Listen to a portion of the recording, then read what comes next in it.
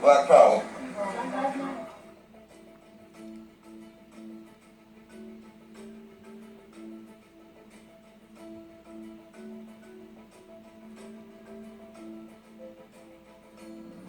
Oh my gosh.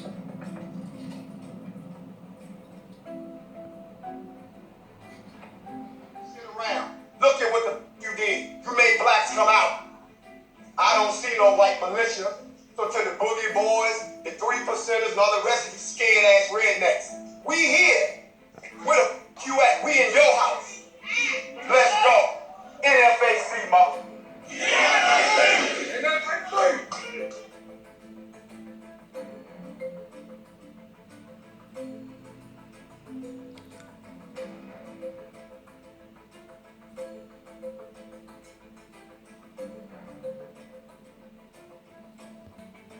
Spoiler alert, it's by design.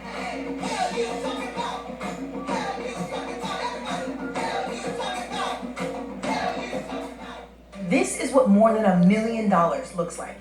It's costumes, props, planning, and people. In 1712, Louisiana only had 10 Africans. By the start of the Civil War in 1860, the state had more than 330,000 enslaved people. Hundreds of years later, the descendants of the African diaspora are walking alongside each other as a reminder of a historic event. When a slave named Charles Dillon plotted what would become the nation's largest slave revolt 208 years ago, he couldn't have envisioned that much money or an artist named Dred Scott reimagining his rebellion for the 21st century.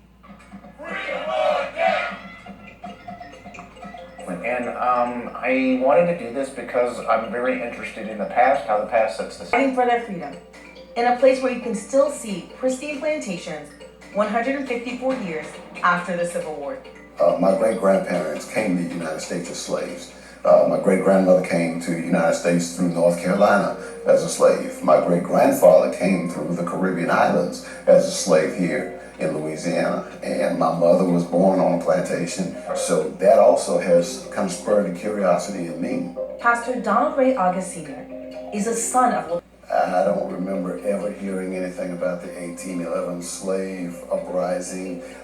Even the elders in this area spoke very little about something that occurred here. So it's that unspoken, maybe even uncomfortable part of history that many people didn't want to delve into. Today, the place where enslaved people gathered arms is marked with roadways and refineries.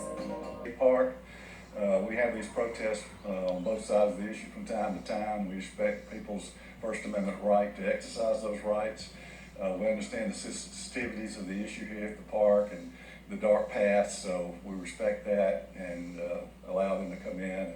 As long as it's peaceful, which it has been, then that's fine.